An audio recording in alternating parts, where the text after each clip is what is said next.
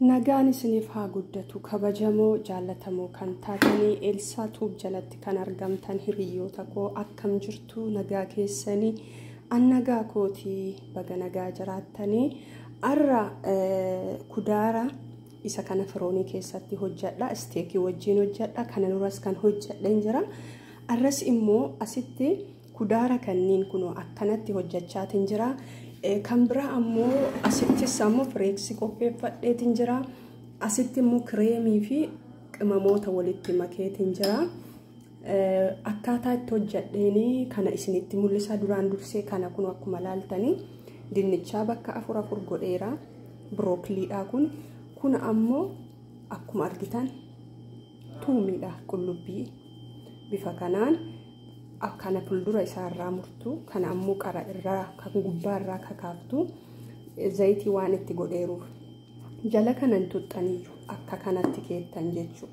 kun ammoo kaarotadha kun ammoo mashruuma maal jedhama kabiyya kennan maal jedhama hin beeku dhugaa isa saani bakka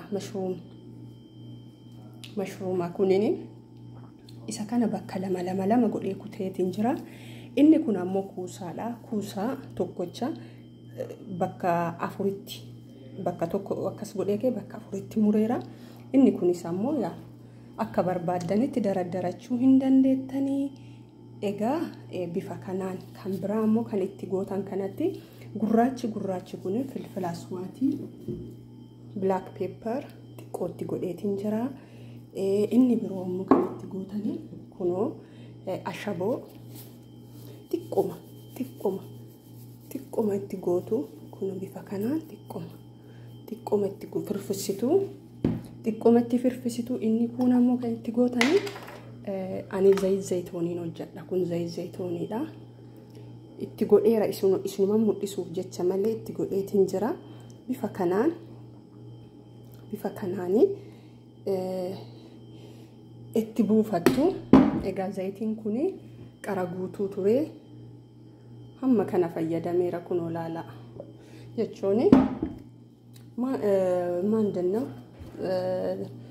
maal jedhama cilfaa tokko xiqqicha miidiyemii tokko fayyadameera jechuun kana amma immoo kana maaliin almuuniyemiidhaanii kana cover godheetiin achi booddee kana keessa kaaya haga dhumaa akka barbaadda itti bantanii as keessa galchitu egaa kana fakkaata kana amma egaa haala kanaan qopheesseetiin jira kan nyaatamu isteeka wajjin booda ammoo foon na bira ga'een jiru na dhufeen jiru isinitti agarsiisa inni kan biraa ammoo gara kanaa lufnee isin agarsiisa kana cover godheeti gara ammoo firoonitti galchina beenaa waliin galchina egaa kunoo almuuniyemaan qifeetiin jira bishaan tokkollee ittiin galu bishaanittiin gootan ho'i isaa ka asii ba'e hurki isaatu deebee maal ta'a bishaan ta'a deebee kan biraa immoo zayitatti godheetiin waan jiruuf kanumaan bilchaata jechuu egaa gara ammoo firoonitti galchina wajjin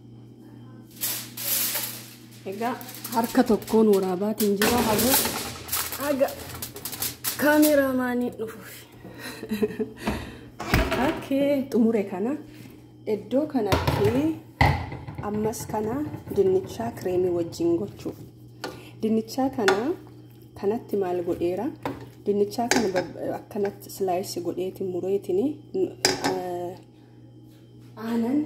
aanan xiqqootti buufadhe aanan kanaan xiqqoo dheedhinna isaarraa akka xiqqoo gara bilchaannee julalaala ganaadha garuu lallaafeetiin jira amma isa kana kireemiidhaan hojjedha gara sanitti deemna xumureera jala dhaamseetiin jira waan jala bubaaruun seena okay gamasitti deemna harka tokkoon waan ujaaruuf na hokkolcha jedhama okay isa kana immoo inni wanti na barbaachisu tuum garlii kunooti gaarliidha. Kun ammoo sanamil. Inni kun immoo boharaanni kun Faransaay irraa dhufa. Warri Faransaay jirtan maqaa isa kunoo kana. Black pepper, ashabo, fresh cream. Kalas kanuma kana barbaachisu. Amma maal godheera kunoo tuuma kanarra jala isaa kanatti dibeetiin jira. Kanamma isinitti mul'ise qimamoota kanneen kunoo asitti buuseetiin jira. Qimamoota itti buuseetiin kunoo bifa kanaan wal geessitan maalii waliin kireemii wajjin kireemii kana wajjin jechuun kunooti. Akka isiniif dubbatu kunoo waa kireema kana wajjin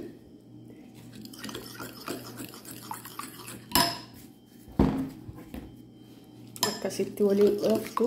Kireema kana xiqqoo aanan hin dabalattu.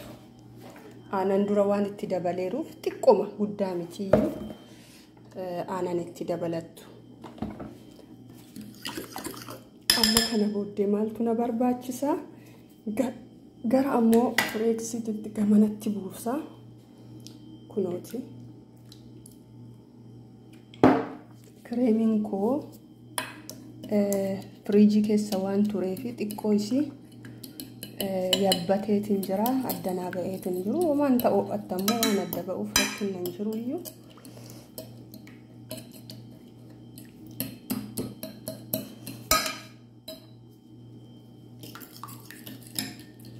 Soqidda isaa akka ga'eeru hin laaltanii utuu asitti hin buufatin jechuu. Kan akkana jala kanatti buuftanii kana booddee maal gootu? Tokkoon kunoo dinnichaa kana fuutanii asirratti keetsu. Inni biroo ammoo kan isinitti mul'ifne chiizii fudhadhaa qoraa akkasuma na eega. Okay, chiiziin koo kunooti. Egaa kanneen kan na barbaachisu. Amma asitti dinnichaa kennaa seeraan maal goona? Akkasitti goonee daraddarraa. Yeroo hundumaa yeroo nyaata hojjettanii gwaantii godhadha. Isiniifis yaa nama nyaatuufis qulqullinni ufuma keenyaaf waan ta'eef namaaf jennee utuu hin ta'in ufii keenyaaf jennee. Angaruu natti tola dhugaa maaliif akka ta'e hin beekani. Harka kiyyaan kan dalageerraa gwaantii godhadhee akkasitti kaa hojii hin baradhe. Dammoo waan baradheefi yaa lammaduus nagar wanti baratanii egaa akkas godhaa dafaatiin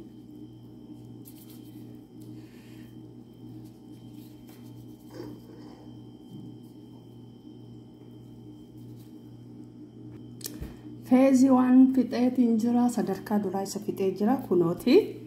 Amma maal godha isinitti fakkaate? Kana booddee chiizii irraa xiqqoo kunoo chiizii irraa xiqqoo itti buuftu jechuu bifa kanaan. Chiiza keessanitti naqattu. Mana kanatti xiqqoo waan chiiziin jaallatamuu fi chiizii baay'ee jaallatu kanaaf bifa kanaan itti naqxu. Kana booddee ammas immoo kunoo xiqqoo akkas gootanii itti buufattu.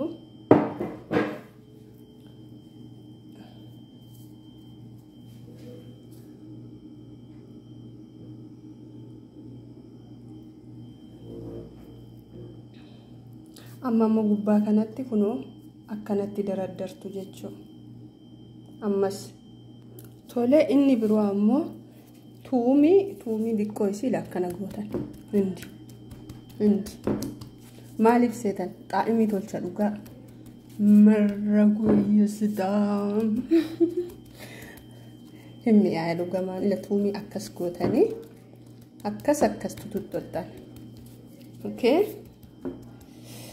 innaa isin akka feetanii asitti illee tuumii xiqqoo godhattu. Asitti illee gan xiqqoo beekaashi Kana booddee kun dinnichaa keessan bifa kanaan itti fuuftanii dirdir gootanii bareeshitanii akkasitti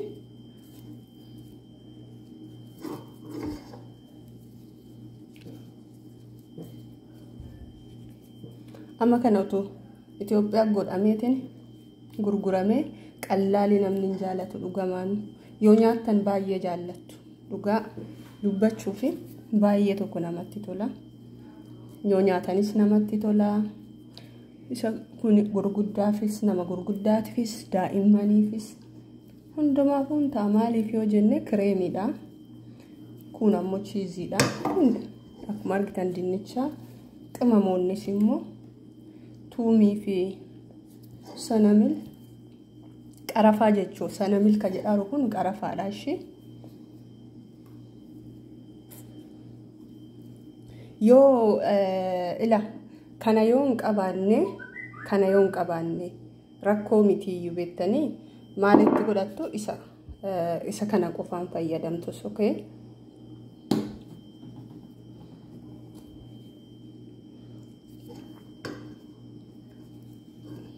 madaamin koo kana wannaa fiddi waan ta'eef ana Faransaay fiddi qimamoota baay'inaan Faransaay irraa fayyadamna sababa kanaafi inni chiiziin kunu dhugama Faransaay irraa dhufeera malee biyya kanaa mitiyyuu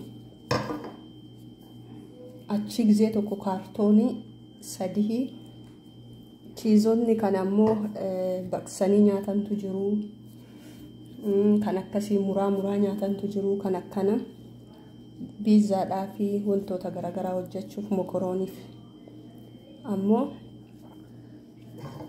hojjetamus hundinuu biyya saniif ijjisiifti waan ta'eef yaa isin zeegaa biyya sanii waan taateef kanaaf waan achiisan jaallattu nullee akkuma biyya ormaa ta'e waa Itoophiyaa jaallan akkasuma jechuun bifa kanaan walitti gootu egaa kunoo akkuma argitan kana kunoo akkana daraddaree fixeeraa amma immoo maal godha kireema qaranaafe kana isa kana gubbaa irra buusaa otoo isatti hin buufne dura maal gootu chiiziitti fayyadamtu kunoo chiizii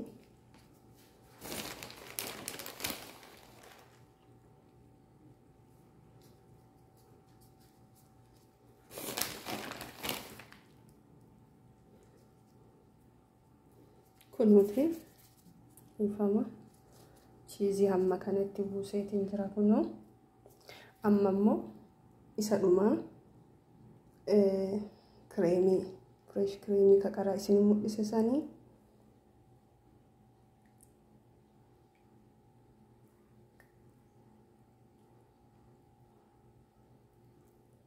kanuuti bakka akkana godheetiin firoonii keessa galcha akkana jala addaanne gastiira ittiin godhu yookiin almuuniyeemii ittiin godhuan isa kanatti qadaada isa kana haala kanaan itti qadaada isin akka feetanitti hojjechuu hin dandeessu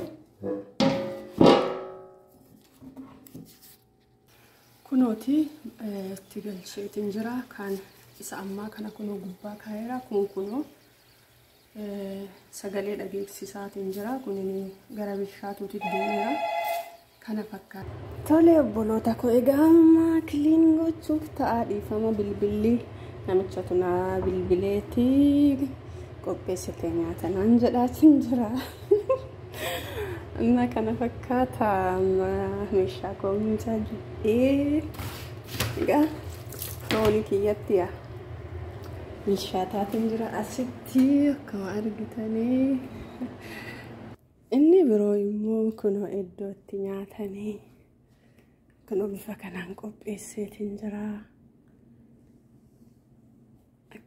isinitti addaata isinitti mul'atu gara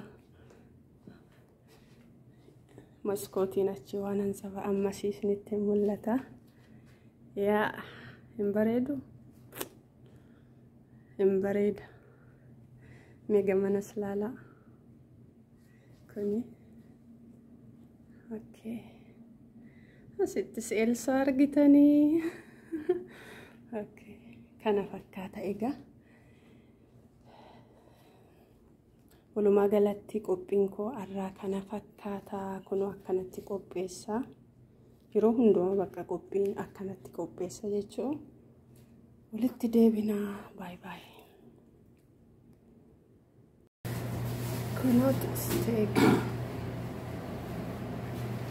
kana hojjeta فلفل أسود ملح بس مبتي بسمك على كمان الجدل